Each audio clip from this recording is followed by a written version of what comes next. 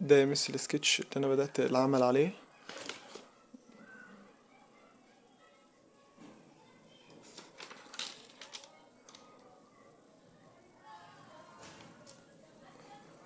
دي أسئلة كده، بنظم الأسئلة سؤال سؤال، بحل السؤال الأول في ورقة خارجية، وبعد كده بشوف الأنسر بتاعتي صح ولا غلط، ولو غلط بنقل هنا الموديل أنسر دي اللي حضرتك كاتباها في الفيديوز، ودي إجابتي الأولانية. وبعد كده بعد التصويب بشوف الأخطاء اللي أنا أخطأت فيها.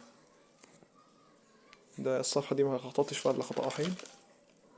السؤال ده سؤال قوي جدا، تمكنت منه، بس بعد ما فهمتش بس نقطة ان كي واحد على تي ده، كنت ناسي، مش متذكر المعلومة اوي يعني بصراحة.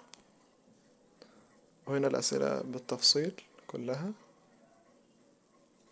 بالخطوات اللي حضرتك حلتي بيها. المسألة دي قوية جدا، انت قلت هتنفع في كذا موقف، تفيدنا جدا اهو.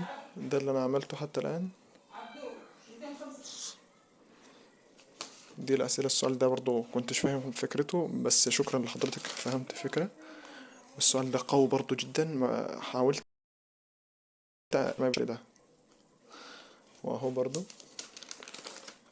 اهو.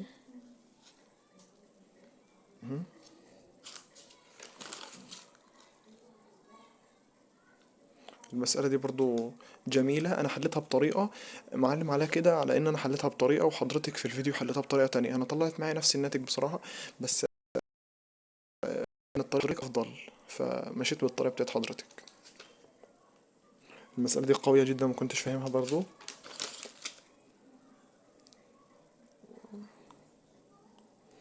ده السؤال أهو، وده اللي مس